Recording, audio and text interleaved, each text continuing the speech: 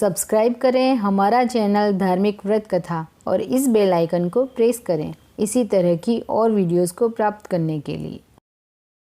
सादर प्रणाम श्रोतागणों, मैं प्रीति उपाध्याय आज एक बार फिर आपका धार्मिक व्रत कथा की यूट्यूब चैनल पर हार्दिक स्वागत करती हूँ। और आज मैं आपको बताने जा रही हूँ जन्माष्टमी के त्यौहार के विषय में, कृष्ण जन्मोत्सव के विषय में कुछ बातें। उसमें मैं आपको बताऊंगी इस वर्ष जन्माष्टमी कब मनाई जाएगी, क्योंकि इस बार कृष्ण जन्म की तिथि व नक्षत्र एक साथ नहीं आ रहे हैं, तो इसलिए तिथि के हिसाब से और नक्षत्र के हिसाब से दो अलग अलग दिन जन्माष्टमी बनाई जाने वाली है। तो मैं आपको बताऊंगी कि किस दिन जन्माष्टमी का व्रत रखना है। साथ ही बताऊंगी पूजा विधि, गृहस्थ कब रखें ये व्रत, वैष्णव कब रखें ये व्रत, इस दिन बनने वाले शुभ योग, जन्माष्टमी को संपूर्ण श्रद्धा के साथ मनाने वाले दो अलग अलग संप्रदाय के लोगों के विषय में मैं आपसे विस्तार से चर्चा करूंगी। तो ध्यान से सुनिए। भाद्रपद मास की कृष्ण पक्ष की अष्टमी तिथि के दिन भगवान विष्णु के 8वें अवतार कृष्ण का जन्म हुआ था।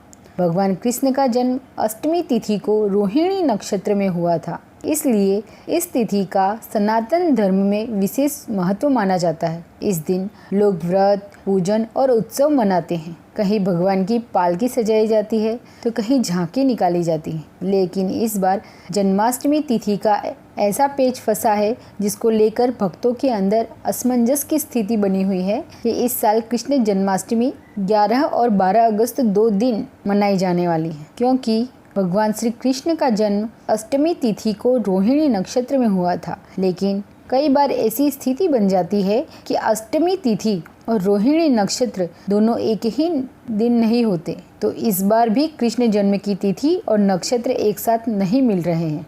11 अगस्त को सुबह 9:07 के बाद अष्टमी तिथि का आरंभ होने वाला है, जो 12 अगस्त को 11:17 तक रहेगा। वहीं रोहिणी नक्षत्र का आरंभ 13 अगस्त को सुबह 3:27 से शुरू होकर शाम 5:22 तक रहेगा।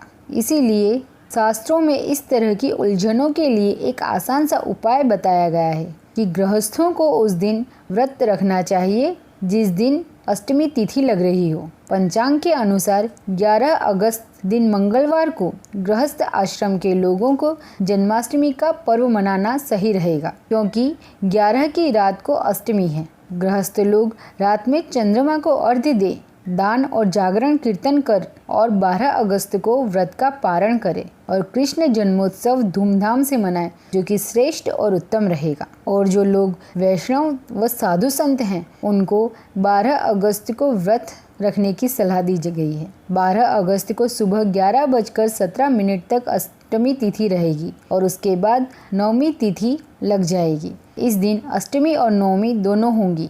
साथ ही उस दिन कृतिका नक्षत्र भी बन रहा है। इस दिन कृष्ण जन्मोत्सव का पर्व मनाया जा सकता है। दरअसल कृष्ण जन्माष्टमी का व्रत तथा कृष्ण जन्मोत्सव दो अलग अलग तिथियां हैं।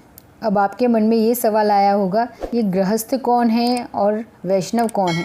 तो इसके बारे में भी मैं आपको विस्तार से बता देती हूँ। कृष्ण जन्माष्टमी को मनाने वाले दो अलग अलग संप्रदाय के लोग होते हैं, स्मार्त और वैष्णव।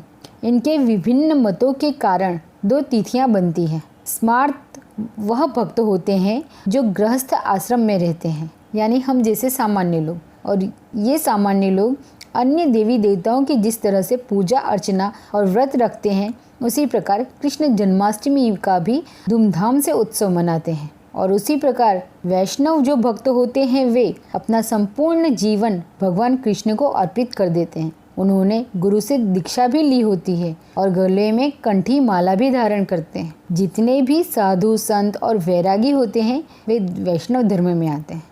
मैं मान सकती हूँ अब कि आपको वैष्णव धर्म और गृहस्थ के बारे में पता चल गया होगा इस बात से। तो अब आगे मैं आपको बताती हूँ जन्माष्टमी के दिन बनने वाले योग। पंचांग के अनुसार इस साल जन्माष्टमी पर कृतिका नक्षत्र लग रहा है और सूर्य कर्क और चंद्रमा मेष राशि में प्रवेश कर रहा है। इस संयोग से वृद्धि योग भी बन रहा है। मथुरा वृंदावन में सालों से परंपरा चली आ रही है कि भगवान कृष्ण जन्माष्टमी के जन्मोत्सव सूर्य उदयकालिक और नवमी तिथि वृद्धा जन्माष्टमी मनाने की परंपरा है। गृहस्थ संप्रदाय के लोग कृष्ण जन्माष्टमी मनाते हैं और वैष्णव संप्रदाय के लोग कृष्ण जन्मोत्सव मनाते हैं।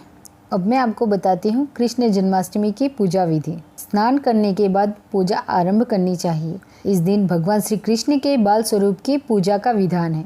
पूजा प्रारंभ करने से पूर्व भगवान को पंचामृत और गंगा जल से स्नान करवाएं। इसके बाद नए वस्त्र पहनाएं और श्रृंगार करें। भगवान को मिष्टान और उनकी प्रिय चीज़ों से भोग लगाएं। भोग लगाने के बाद गंगाजल अर्पित करें। इसके बाद श्री कृष्ण की आरती गाएं। तो इस तरह से मैंने आपको विस्तार से बताया है कि किस तरह से जन्माष्टमी 2 दिन मनाई जाएगी। गृहस्थ कब व्रत रख सकते हैं, वैष्णव कब व्रत रख सकते हैं। तो दोस्तों, आपको अगर मेरी ये वीडियो पसंद आई हो तो लाइक व शेयर करें तथा मेरे चैनल को सब्सक्राइब जरूर करें और मुझे प्रेरित करने के लिए कमेंट बॉक्स में राधे राधे अवश्य लिखें। साथ ही इस वीडियो को अंत तक देखने के लिए मैं आपका अभिवादन करती हूँ। धन्यवाद। और हाँ, कृष्ण जन्माष्टमी की व्रत कथा जानने के लिए मेरी अगली वीडियो देखें। धन्यवाद।